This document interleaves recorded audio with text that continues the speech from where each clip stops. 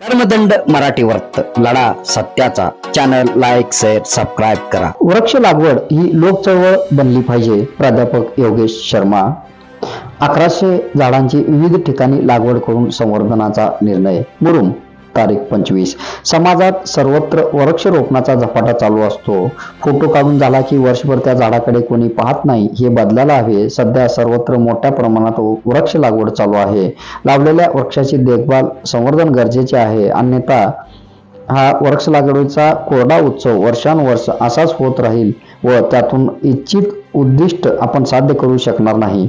1100 वृक्ष लागवडीचे लक्ष्य ठेवताना त्यांच्या 100% संवर्धन करणे गरजेचे असल्याचे प्रतिपादन लातूर येथील वसुंधरा प्रतिष्ठानचे संस्थापक अध्यक्ष प्राध्यापक योगेश शर्मा यांनी केले। महात्मा बसवेश्वर युवक मंडळाकडून मुरुम पोलीस ठाण्याच्या प्रांगणात आयोजित वृक्षारोपण कार्यक्रमात रविवारी तारीख 25 रोजी प्रमुख पाहुणे म्हणून ते बोलत होते।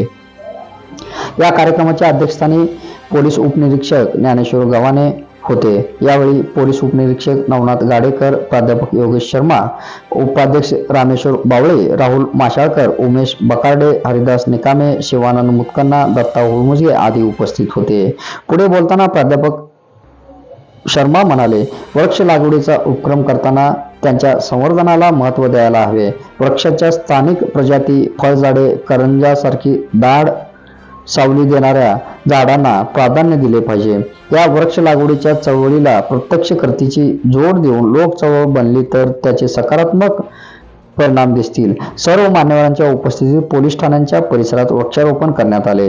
गव्हाणे यांनी या कार्यक्रमाला शुभेच्छा देऊन मनोगत व्यक्त केले। युवक मंडळाने आनंदनगर जिल्हा परिषद शाळेसह मुरुमच्या विविध जिल्हा परिषद शाळा, नगर परिषद व पोलीस ठाणे यांना विविध जातीचे 1100 रोपटे सुपूर्द केले। बसवेश्वर युवक मंडळाचे दत्ता हुळमुजगे, प्रदीप गव्हाणे, प्रताप गिरीबा, नागेश मुतकन्ना आदींनी पुढाकार घेतला। प्रास्ताविक व सूत्रसंचालन मोहन जाधव तर आभार शरणप्पा धुंबा यांनी मानले।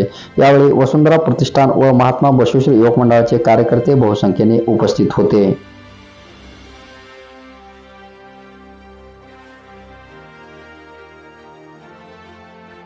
कर्मदंड मराठी वर्त लढा सत्याचा चॅनल लाईक शेअर सबस्क्राईब करा।